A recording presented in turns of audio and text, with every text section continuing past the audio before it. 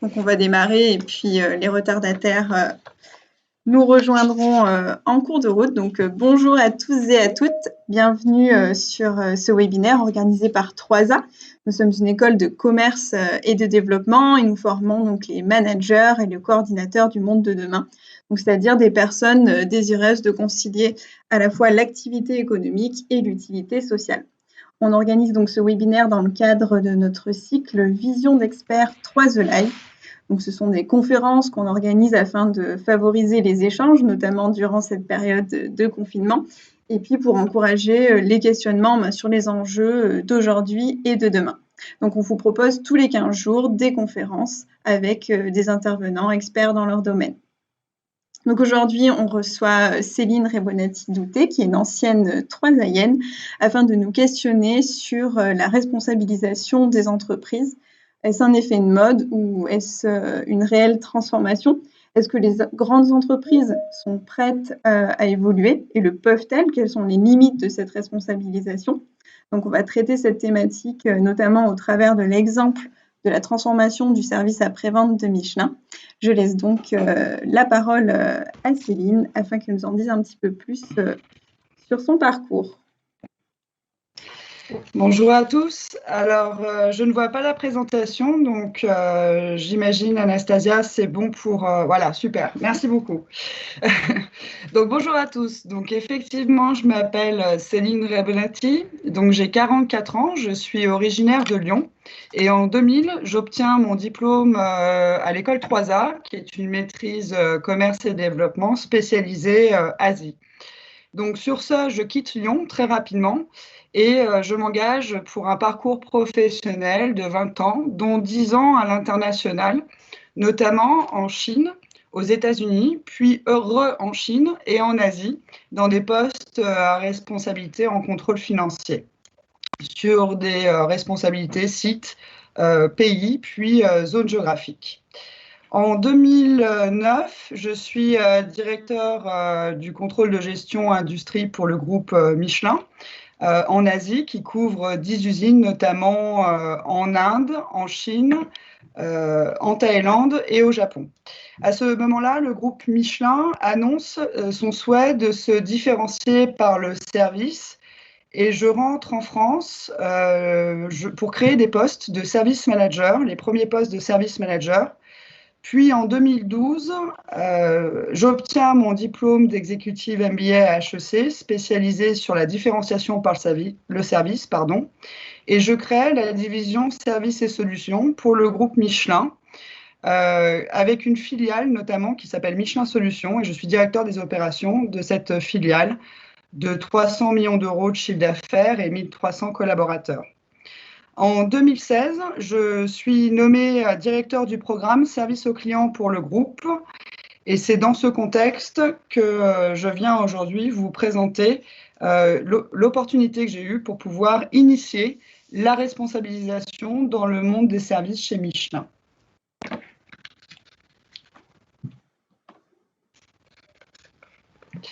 Alors, en tant que directeur du programme Service aux clients pour le groupe Michelin, ma responsabilité était de transformer la supply chain d'une supply chain orientée produit vers une supply chain orientée service. Donc, la première chose que j'ai fait, c'est de pouvoir comprendre si les clients étaient satisfaits ou pas de la marque Michelin et du service proposé par Michelin. L'effet, c'est qu'on se rend compte que seulement 20% des clients sont satisfaits suite à une réclamation chez Michelin. Ça veut dire que 8 clients sur 10 sont insatisfaits, aussi bien les consommateurs pour les produits que les distributeurs ou les flottes professionnelles. Alors le problème, c'est qu'on ne sait pas pourquoi et on ne trace plus un certain nombre d'informations ou de réclamations, d'informations concernant la réclamation. Donc je me fixe comme objectif qu'en 12 mois, 60% des clients soient satisfaits suite à une réclamation. Au bout de 6 mois, 80% des clients sont satisfaits. En France et aux États-Unis, qui sont nos deux pays pilotes. En termes de résultats induits, le comité de direction du groupe intègre le suivi de la satisfaction client et le suivi de la réclamation chez Michelin dans son pilotage. Et 2 ans plus tard, déploie le programme CARE, donc C-A-R-E, qui est le programme de responsabilisation au sein du groupe.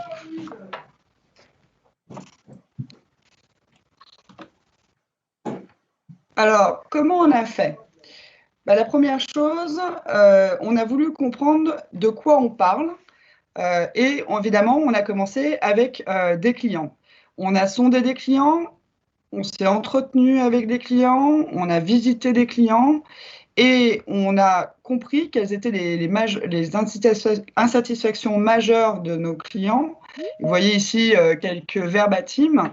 Le groupe Pédar et Pneus qui nous dit que finalement la prise en compte de cette réclamation est beaucoup trop longue, on est obligé de relancer en tant que client, et puis le groupe Grosjean Pneus qui nous dit finalement gérer une réclamation avec vous, c'est jeter une bouteille à la mer. Ouais. Donc, une fois qu'on a compris quelles sont les attentes de nos clients par rapport à ce qui existe, on s'est tourné vers les employés. Les employés qui, tous les jours, servaient les clients. Ça peut être des assistants commerciaux, des responsables grands comptes, mais aussi des chauffeurs-livreurs qui sont en réalité des prestataires de services utilisés par Michelin. Et là, ils nous disent tout. Ils nous disent qu'il leur faut plus d'autonomie, qu'il faut alléger les procédures, simplifier les actions, que parfois, il manque d'expertise et que surtout, on manque de transparence globalement chez Michelin, qui est une culture produit, une culture du produit de qualité et que quelque part, on n'accepte pas le fait qu'on puisse avoir des réclamations. Donc là, on se dit, eh bien, on a finalement un élément clé. C'est qu'on va essayer de prendre la réclamation chez Michelin pour transformer le pépin en pépite, aussi bien pour les clients que pour les employés. C'est-à-dire que pour les clients, c'est transformer le pépin en pépite, c'est finalement accepter qu'on a fait une erreur, réparer cette erreur et rattraper le client. Et pour les employés, c'est de donner les moyens d'agir pour pouvoir rattraper le client et servir le client et rendre le client satisfait.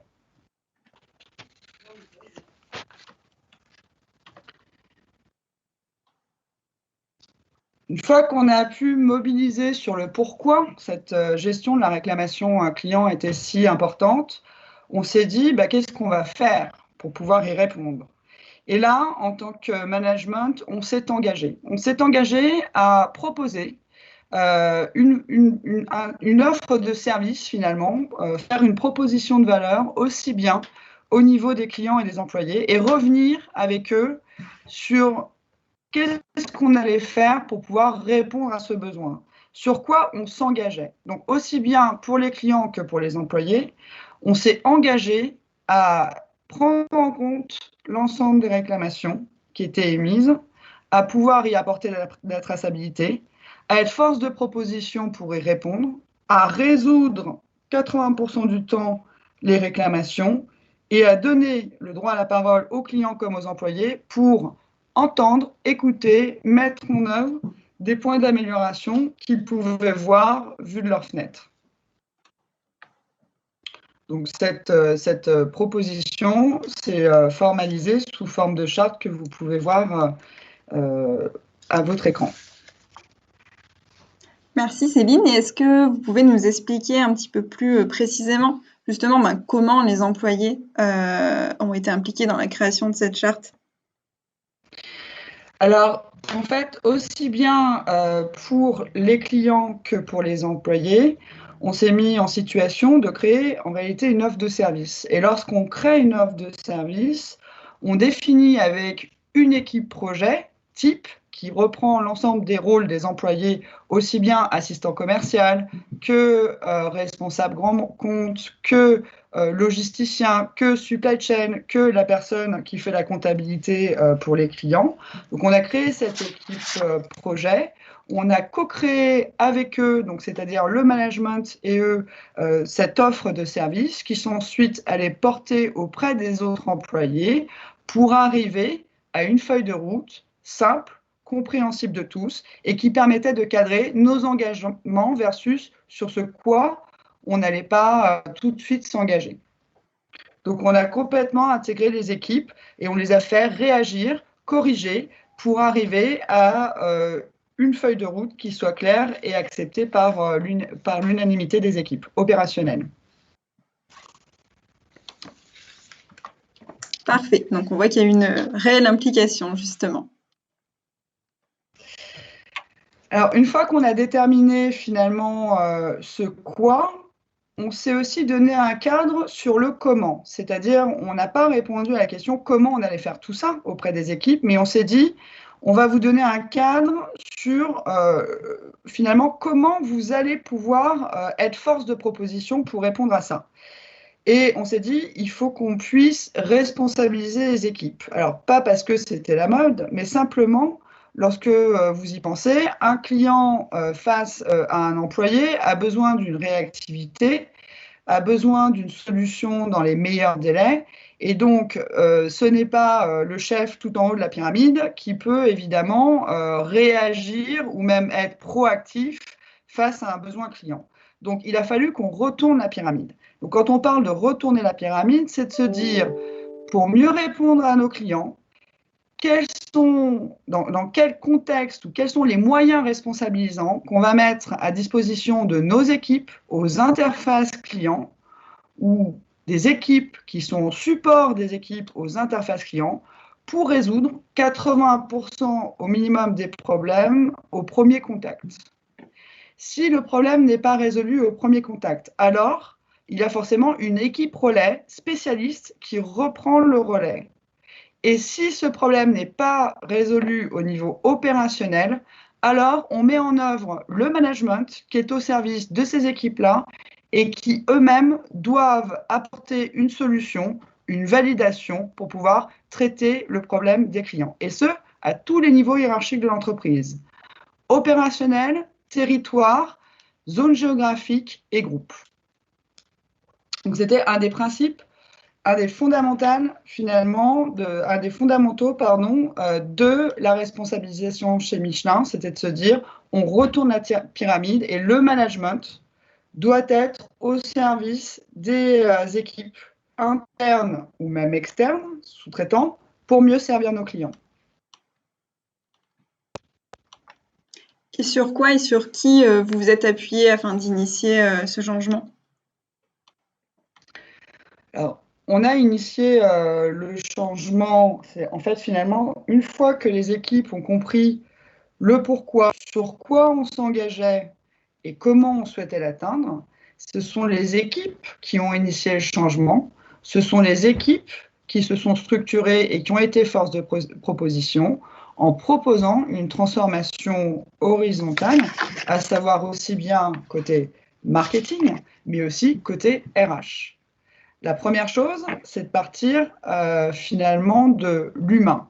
Beaucoup d'entreprises voient la partie immergée de l'iceberg que vous voyez là, en se disant on va traiter un problème client, donc on va mettre un CRM, donc tout ira mieux.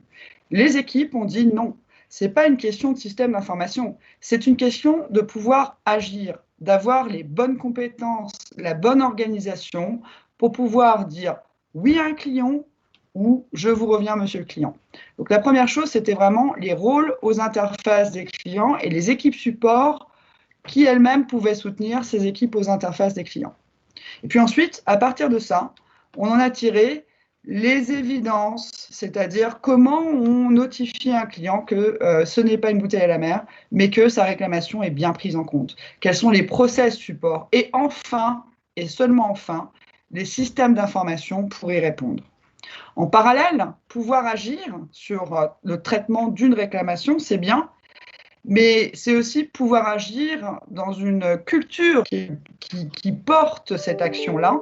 Et donc, on a commencé à travailler sur les notions de culture de service, avec notamment la possibilité de reconnaître les compétences, reconnaître les comportements clés qui pouvaient transformer le fameux pépin en pépite.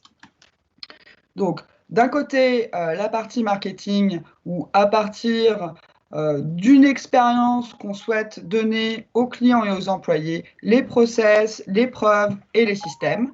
Et de l'autre côté, une initiative qui finalement s'est intégrée dans quelque chose de beaucoup plus large, qui est la culture du service au client. Et est-ce que vous pouvez nous donner quelques exemples du pouvoir d'agir qui a été donné aux salariés dans ce cadre, des exemples d'actions qui ont été mis en œuvre pour les différents points?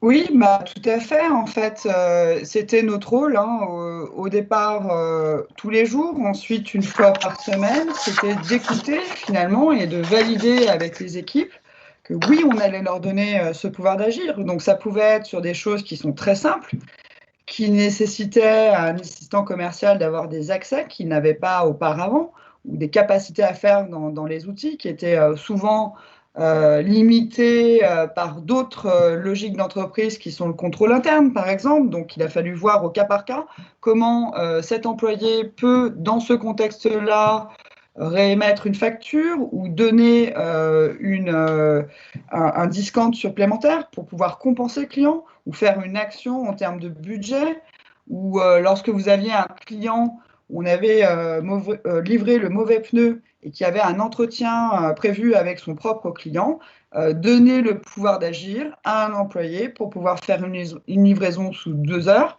qui est certes coûteuse, mais qui permet de rattraper l'erreur du groupe Michelin par rapport à ce client distributeur qui a un rendez-vous derrière et donc un client pour pouvoir monter le pneu. Merci pour ces précisions. Et qu'est-ce que vous avez retiré de cette expérience, de cette transformation du service après-vente? Alors l'expérience, ce que j'en ai retiré, c'est déjà de passer en fait finalement de cette fameuse pyramide dans lequel, en tout cas moi, j'ai évolué dans le monde de l'entreprise, hein, cette pyramide avec une logique finalement de pouvoir, d'autorité et de pouvoir, c'est de passer de cette logique d'autorité et de pouvoir vers une logique d'impact. Et je pense que ça, c'est le changement clé que chacun, à son niveau, doit faire. Donc, est-ce que passer d'un management d'autorité et de pouvoir vers un management d'impact, ça se fait en une nuit? Certainement pas. Mais en tout cas, c'est la première motivation avec laquelle on doit se lever le matin, c'est de se dire je suis manager, donc je vais pouvoir avoir de l'impact positif pour les équipes et les clients. La deuxième chose que je retiens, c'est que le rôle de manager a évolué et nécessite de nouvelles compétences, des compétences sur lesquelles on n'est pas forcément équipé sur lesquelles, à mon avis, il faut pouvoir se sensibiliser, se former et pourquoi pas se faire accompagner dans le monde de l'entreprise. Je pense notamment à des compétences de coaching, à des compétences de développement des gens qui sont en réalité une motivation personnelle ou pas. Est-ce que vous aimez servir les autres? Est-ce que vous aimez développer les autres? Est-ce que vous aimez avoir de l'impact? Je pense que c'est une question qui est fondamentale avant même d'imaginer d'endosser un rôle de manager de demain. Le troisième point, c'est que non seulement vous devez être tout ça, mais aussi bon dans ce que vous faites, puisqu'on attend des résultats de vous, mais surtout être vraiment dans l'esprit d'équipe. Parce qu'on parle d'équipe effectivement finalement horizontale, mais vous avez, enfin verticale, pardon, mais vous avez aussi une équipe horizontale avec vos pairs. Et aujourd'hui, on n'est plus dans le système très autoritaire, très cadré, du précaré. Un bon manager, ce qu'on attend aussi de lui, c'est de pouvoir collaborer avec ses pairs. En ce qui concerne Michelin, Michelin continue de se responsabiliser et de responsabiliser ses équipes. Elle l'a fait très tôt en industrie et que depuis quelques années au niveau du service et des sièges. En revanche, on voit clairement les limites d'une organisation qui reste matricielle. Le fameux la fameuse pyramide qu'on a retournée, elle est vraie dans l'environnement opérationnel ou tiré par les opérations, mais c'est vrai que sur les environnements qui sont plus tactiques et plus stratégiques, on est quand même à la limite d'organisation matricielle, où finalement on a quand même beaucoup de monde à ces étages-là, et aujourd'hui le groupe Michelin est en train de réfléchir à la question pour pouvoir alléger ces structures et revoir son organisation. Merci Céline pour cet exemple concret. Du coup, on voit que la transformation du service a été initié parce qu'il y avait un besoin, le besoin de répondre aux insatisfactions clients. Et je me fais un peu l'avocat du diable, mais finalement, s'il n'y avait pas eu le besoin de répondre aux insatisfactions clients, est-ce qu'on se serait préoccupé des employés? Enfin, on a l'impression, c'est en caricature, que s'il n'y avait pas eu le client, il n'y avait pas de préoccupation, en tout cas pas à ce point-là, des employés. Alors, historiquement, le groupe Michelin a toujours eu des valeurs au respect de ses clients et de ses employés. Et là, on a toujours fait attention en usine, et on améliore au jour le jour les aspects sûreté et la responsabilisation. Donc, c'est quelque chose, je pense, qui est dans l'ADN du groupe Michelin. Du reste, on a à peu près 85% d'engagement des employés par rapport à la marque Michelin. Mais en revanche, depuis quelques années, finalement, on avait voulu hyper designer plein de processus et bien penser pour tout le monde parce qu'on avait des sièges qui grossissaient et on a perdu en fait finalement cette notion de client et d'employé et on a voulu retourner finalement aux sources en repartant sur des fondamentaux qui étaient vraiment proches des valeurs Michelin. Moi, je me souviens notamment de témoignages d'employés qui sont passés de missions extrêmement routinières et automatiques vers des missions beaucoup plus larges avec une organisation client et qui ont justement transformé leur job, leur responsabilité, leur routine et transformer leur niveau de motivation en se disant bah, finalement ce que je faisais avant c'était toujours pareil mais aujourd'hui je me sens utile parce que je me sens vraiment je comprends pourquoi je fais ça et je me sens utile par rapport à mes clients. Donc historiquement quand même Michelin a toujours été proche de ses employés et a toujours initié la responsabilisation. Il l'avait perdu et on est en train de remettre ça au goût du jour. D'accord, très bien. Effectivement, ça permet d'apporter du sens au travail des salariés. Est-ce que par rapport à cette présentation, à cet exemple concret, vous avez des questions, des réactions, des témoignages à partager? N'hésitez pas à interagir. Je vous invite donc soit à poser vos questions dans le chat, soit à prendre la parole via l'option lever la main de Teams. Ne soyez pas timide.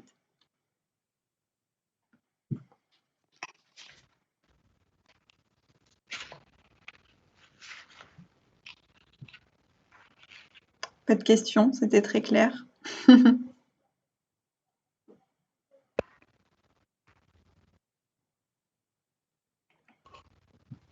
En attendant de voir s'il y a d'autres questions, moi j'aurais une question, notamment du coup ce modèle qui a été initié dans Service, est-ce qu'il a été repris dans d'autres services, dans d'autres régions par la suite? Oui, donc en fait, comme je vous l'ai dit, on a effectivement déployé cette solution, alors d'abord en France et aux États-Unis, qui sont deux pays pilotes importants en termes d'impact finalement, d'impact client, mais aussi pouvoir influencer les autres régions et de montrer le pas. Et en fait, au bout de 6 mois, sur les premiers résultats, les autres régions finalement ont complètement acheté la solution. Alors, ce n'est pas moi qui leur ai vendu, c'est les patrons et les équipes pour la France et les États-Unis qui ont vendu la solution aux autres régions. Et aujourd'hui, on peut dire que sous 2 ans, le groupe Michelin a complètement revisité sa façon de gérer la réclamation client, que ce soit aux États-Unis, en Amérique latine, en Chine, et que les principes de la responsabilisation ont pu être appliqués en dépit des différences culturelles qui pour moi ne sont pas un sujet, mais qui pour beaucoup étaient, on va dire, peut-être une limite à la responsabilisation. Oui, la responsabilisation fonctionne aussi bien qu'en Chine, qu'en Thaïlande, qu'au Brésil, qu'aux États-Unis, qu'en Espagne ou qu'en Suède. Ce sont des... Enfin, en tout cas, aujourd'hui, on a été tout à fait capable de le mettre en œuvre et les équipes l'ont reçu comme une vraie opportunité, malgré les différences culturelles. Et pour ouvrir un petit peu le débat, est-ce que vous connaissez d'autres entreprises qui font de la responsabilisation? Est-ce que vous auriez d'autres exemples? Oui, donc nous, on a travaillé évidemment avec les grandes entreprises françaises qui avaient cette même problématique. Alors, c'était souvent des entreprises du B2C parce que le B2C, au regard du client et des employés, ont dû avancer plus vite que le B2B. Donc, je pense notamment à Decathlon, qui a mis en place non pas le slogan pouvoir d'agir, mais pouvoir de dire oui, en fait, hein, qui donne aujourd'hui énormément de marge de manœuvre à ses conseillers en point de vente. Alors aujourd'hui, dans le cadre de la crise sanitaire, disons que c'est plus en vision aussi, mais en point de vente pour pouvoir dire oui à ses clients. Oui, pour reprendre n'importe quel produit Decathlon qui est défectueux, même si ça fait plus de 3 semaines ou même 3 mois que vous avez acheté le produit chez Decathlon. Le pouvoir de dire oui en termes de conseils ou même parfois de discount ou de compensation par rapport aux clients. Leroy Merlin aussi, je pense que vous l'avez, alors après c'est très personnel, mais on l'a tous vécu. Le grand gagnant quand même de tout ce qui est travaux. Il y a 20 ans de ça ou 15 ans de ça, Castorama se positionnait très très bien. Et puis Leroy Merlin, de par son expérience client, de par la responsabilisation qu'il donne à ses équipes, a permis vraiment de transformer l'expérience client et a permis de faire gagner énormément de points à cette enseigne. Et aujourd'hui, finalement, l'entreprise, dans le monde du B2B, est en train de se révolutionner et de rattraper son retard par rapport au monde du B2C, particulièrement.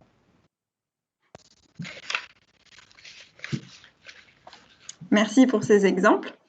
Moi, j'ai pas d'autres interrogations là sur le moment. Est-ce que certains ont des questions? Ça peut même être des témoignages, hein, si vous êtes salarié en entreprise, dirigeant d'entreprise.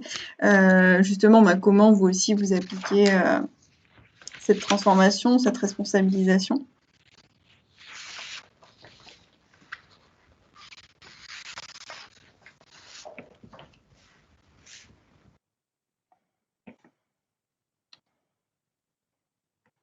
N'hésitez pas à prendre la parole ou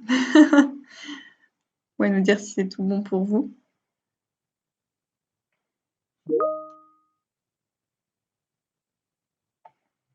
Donc je vois qu'il y a une question dans le chat. Est-ce que cette méthode a été appliquée à d'autres éléments que la responsabilisation des employés vis-à-vis des clients?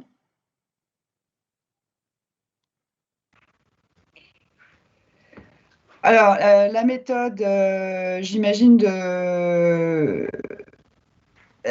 si je comprends bien la question, donc est-ce que la méthode de co-créer des solutions avec des employés a-t-elle été utilisée pour co-créer des solutions avec les clients? Est-ce que j'ai bien compris la question ou pas? Donc c'est moi qui ai posé la question. Ce que je me demandais, c'était plutôt sur le côté responsabilisation des employés. Pardon. Est-ce que vous avez utilisé une méthode similaire pour responsabiliser les employés sur d'autres sujets qui pourraient être, par exemple, je sais pas, par exemple, un sujet bateau, la prise de soin de l'environnement, ce genre de choses. Est-ce que ça pourrait être envisageable ou pas? Et est-ce que ça a été fait en fait? Alors, merci pour la question. Donc, oui, c'est envisageable. Et en fait, la méthode qu'on a appliquée s'appelle le Lean Management, donc L-E-A-N, qui en fait est une méthode à la base industrielle, mais qui peut être tout à fait appliquée dans le monde du service. Et quand je parle de service, ça peut être le département qui va gérer les déplacements de l'ensemble des collaborateurs du groupe. Donc on n'est pas forcément, on a quand même une notion de client final et puis de client interne. On peut travailler en interne et pas être au contact du client et pouvoir se rendre service à sa communauté. Et puis, donc, pourquoi? Parce qu'on a des tâches à valeur ajoutée vue du client et on a des tâches nécessaires qui sont absolument incompressibles. Je donne un exemple. Quand on est comptable, on n'est pas forcément en lien avec le client. Par contre, lorsqu'on fait une facture juste, on va toucher le client. Et lorsqu'on va payer ses fournisseurs en temps, on va aussi toucher les employés, quelque part, parce que quand vous avez aujourd'hui les systèmes, les écosystèmes qu'on a, on a des entreprises qui sont intégrées, d'autres qui le sont moins, des métiers qui sont souvent outsourcés. Et lorsque vous payez bien vos fournisseurs, c'est comme si vous payez bien vos employés. Donc, quelque part, vous vous rendez utile et vous rendez service à votre communauté pour faire en sorte que ces fournisseurs ils puissent eux-mêmes bien livrer leurs clients, tout simplement. Donc, ces chauffeurs-livreurs, par exemple, que Michelin utilisait, s'ils sont payés en temps, seront aussi plus contents et pouvoir livrer les clients pour lesquels finalement ils sont payés à la base. Je ne sais pas si j'ai répondu à la question, mais l'exemple du comptable ou l'exemple de celui qui gère les déplacements pour le groupe me paraît être un exemple où chacun peut se rendre utile pour sa communauté. Ok, oui, vous avez très bien répondu, merci.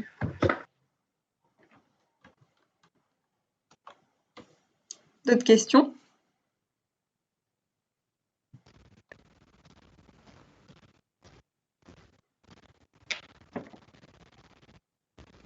Questions ou remarques? Est-ce qu'il y a un département RSE chez Michelin? Alors oui, tout à fait. Je dirais même que la RSE est historiquement, mais d'autant plus dans la stratégie du groupe Michelin, un point clé. Donc aujourd'hui, c'est la question est-ce que le département RSE s'occupe de la responsabilisation? La réponse est non. Est-ce qu'il y a un département RSE? Oui, bien sûr.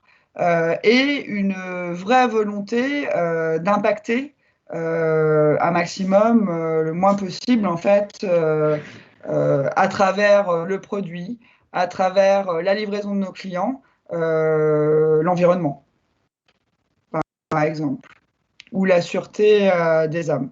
Mais c'est vrai qu'aujourd'hui, est-ce que c'est une question de maturité? Je ne sais pas. Le sujet responsabilisation a été pris à bras le corps par les ressources humaines chez Michelin. Et je pense que c'est un vrai sujet ressources humaines. C'est le sujet de tout le monde, mais c'est aussi et surtout un sujet ressources humaines. Parce que c'est une question de pouvoir identifier, recruter, développer les bonnes compétences, savoir les reconnaître et savoir toujours animer une culture d'entreprise forte.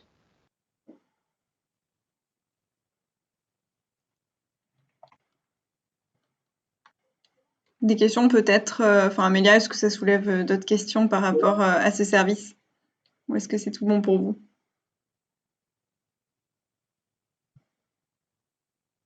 Ok, parfait. Est-ce qu'il y a d'autres interrogations?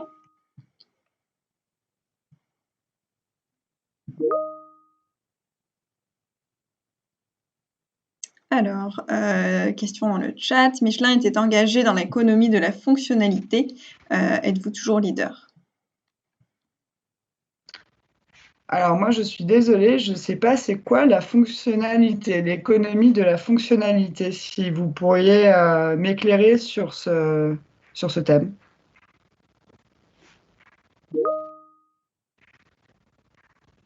Économie circulaire. Alors, oui.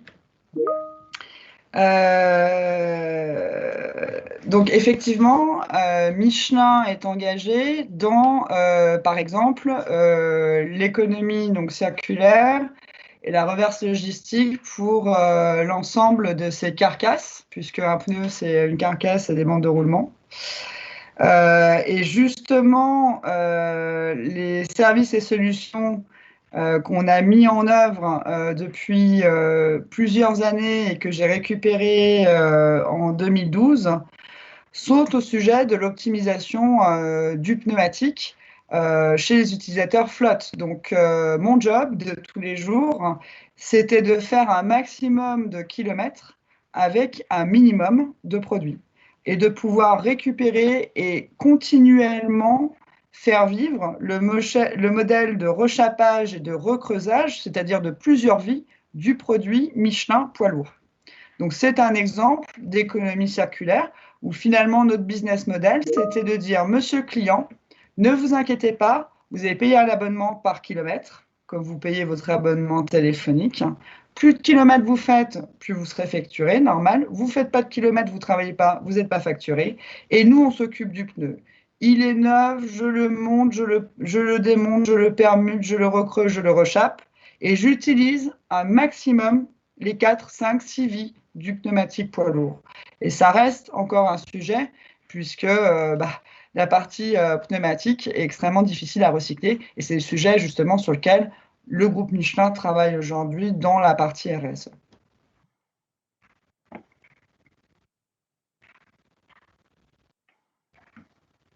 Est-ce que ça répond bien à votre interrogation, Fabienne? Vous avez d'autres questions suite à cette intervention?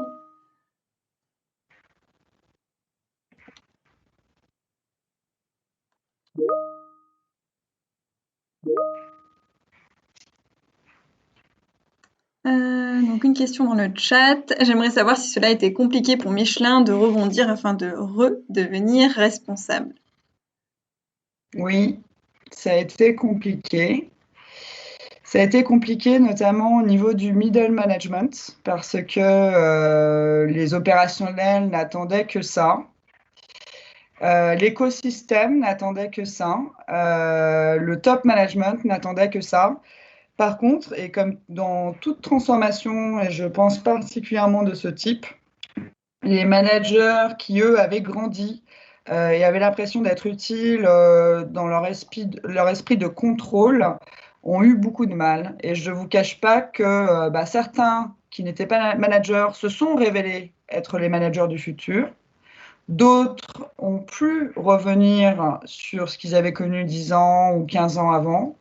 Et d'autres, finalement, se sont rendus compte que le management du 21e siècle n'était pas leur tasse de thé et que du coup, c'est pas très grave parce que le management, c'est pas une cible en soi, c'est simplement un intérêt ou pas.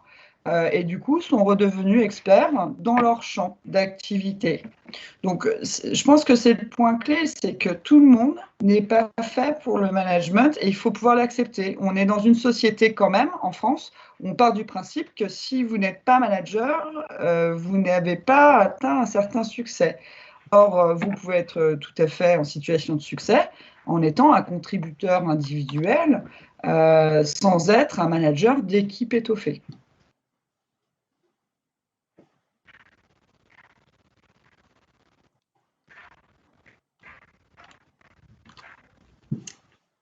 Une réaction là-bas ou une question complémentaire? Je vois que Kim a également une question.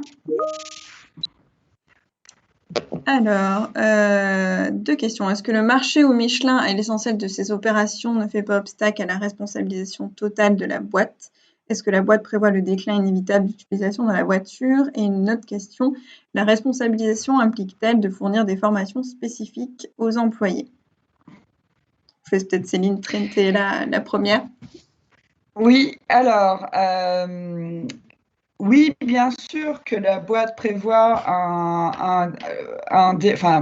aujourd'hui, le pneu, c'est un produit de commodité complet, aussi bien au niveau des pneus que vous mettez sur vos voitures. Ça l'est moins sur des pneus qui sont extrêmement techniques pour l'aviation ou pour le génie civil. Quand vous devez déplacer des gros équipements du type Caterpillar.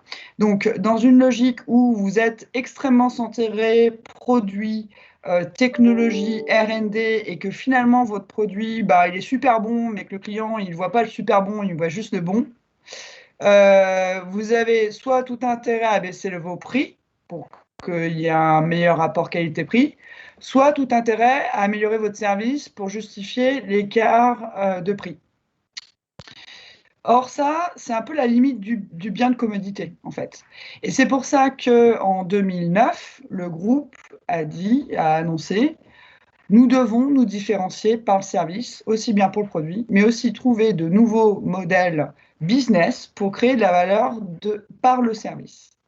Et en 2009, le groupe souhaitait doubler son chiffre d'affaires, qui était à l'époque 500 millions d'euros de chiffre d'affaires sur 24 milliards d'euros.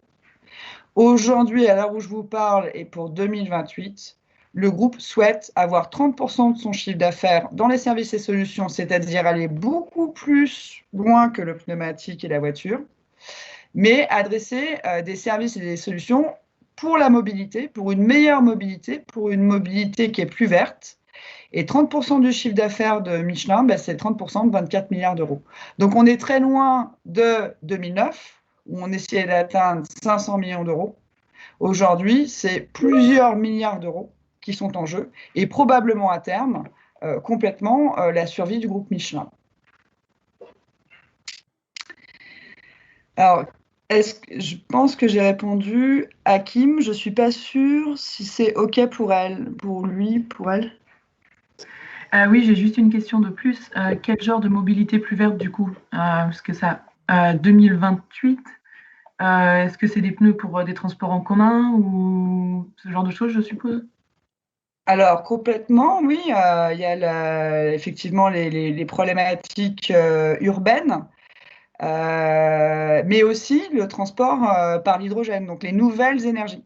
Michelin investit énormément dans les nouvelles matières premières et les nouvelles énergies, et aujourd'hui crée des joint ventures avec des entreprises type Forestia, et pas plus loin que Lyon, sur justement des nouvelles énergies, soit hydrogène, soit piles à combustible, pour transporter ces produits, mais aussi proposer demain de la mobilité plus verte. Donc on est très loin du pneu. Je ne sais pas, Kim, si j'ai pu répondre à votre question. Oui, merci beaucoup.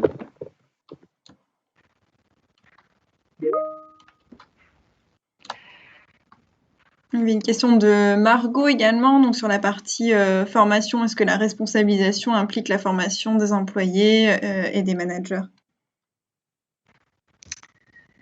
Oui, bien sûr, et je pense qu'il y a encore beaucoup de travail, hein, parce qu'une fois encore, ce n'est pas juste de la formation. Il faut pouvoir identifier à travers ces transformations quelles sont les personnes qui ont suffisamment d'appétence et d'atouts ou de facultés pour ces rôles de manager de demain. Et donc après, effectivement, une fois qu'on est sûr, parce qu'on a vu ces personnes en situation finalement faire le nécessaire et aller dans cette direction, qu'on va accompagner ces personnes dans la formation. Et en fait, à ce niveau-là, on ne parle plus vraiment de formation, mais plutôt de coaching. C'est-à-dire qu'une fois que vous avez identifié les personnes que vous souhaitez voir évoluer demain en tant que manager, alors on va les accompagner à travers des coachs pour des mises en situation, pour un accompagnement vraiment finalement haute couture. J'ai été le premier manager chez Michelin à demander du coaching pour des personnes qui étaient forts, bons collaborateurs et qui arrivaient finalement nouveaux cadres, pour accompagner ces collaborateurs et passer de l'expertise à je vais gérer en mode projet, en mode transverse dans un premier temps, mais demain des équipes étoffées, et donc je dois changer mon comportement et mes attitudes par rapport au groupe.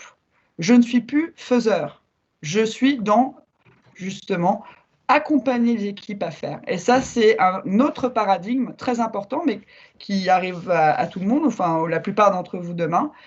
Et là, je pense que la formation n'est pas suffisante, mais vraiment le coaching à travers des experts ou à travers des managers eux-mêmes expérimentés et qui ont fait ce changement eux-mêmes.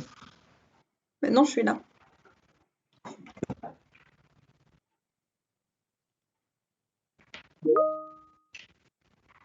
Je vois qu'Amélia rebondit sur le sujet par rapport à la formation sur les soft skills. Oui, c'est ça, mais on peut effectivement se former sur un certain nombre de soft skills, mais je pense qu'au-delà de la théorie, qu'il faut être accompagné à l'application et le coach peut vraiment faire la différence. Parce qu'on ne se voit pas, hein. On ne se voit pas agir tous les jours. Il faut qu'il y ait un effet miroir.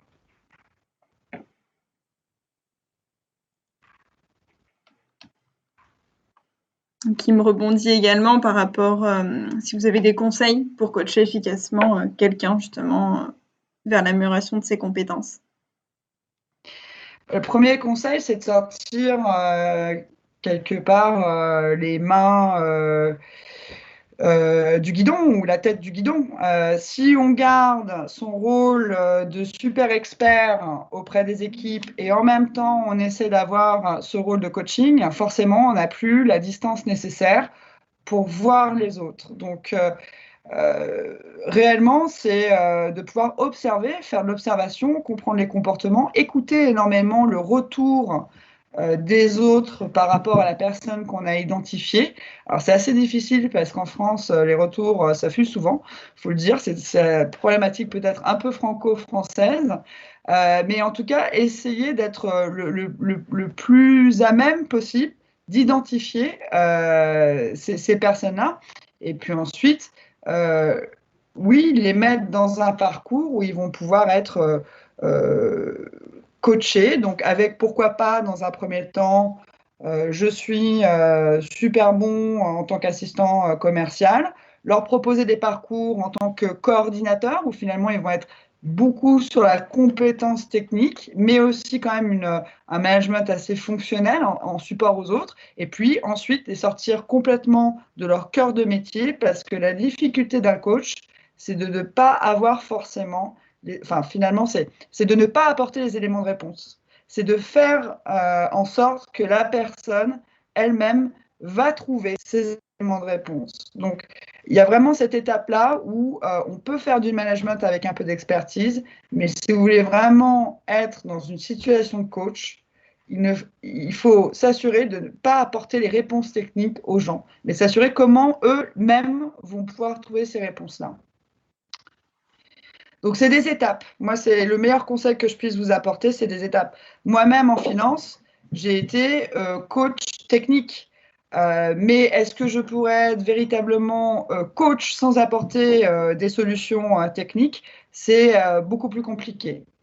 Il vaut mieux, quelque part, de ne pas complètement maîtriser et du coup, se forcer à mobiliser les équipes, à elles-mêmes trouver les solutions. Je ne sais pas, Kim, si j'ai répondu à votre question. Merci. Du coup, le mot de la fin, peut-être, donc je vois une question de Naba, justement, qui pourrait permettre de faire une sorte de conclusion. Par conséquent, il nous demande de nous positionner. Donc, est-ce un effet de mode ou un modèle incontournable? Donc, pour moi, évidemment, c'est un modèle incontournable, notamment parce que c'est ce qu'attendent les personnes. Évidemment, c'est une question de génération, mais pas que. C'est aussi un modèle incontournable parce que plus les choses sont connectées, plus les gens sont connectés, plus on souhaite un service le plus rapidement possible dans des délais records. On a tous vécu finalement notre expérience d'achat sur Internet où il y a encore quelques années, un délai de livraison sous 5 jours nous paraissait tout à fait acceptable et aujourd'hui, il nous faut un délai de livraison sous 1 jour. Donc, quelque part, pour pouvoir atteindre des délais toujours plus rapides, atteindre des solutions toujours plus adaptées, atteindre des solutions qui soient quelque part de plus en plus customisées, je pense que clairement, la responsabilisation est un incontournable et que les gens qui s'accrochent à l'ancien modèle seront très rapidement has-been.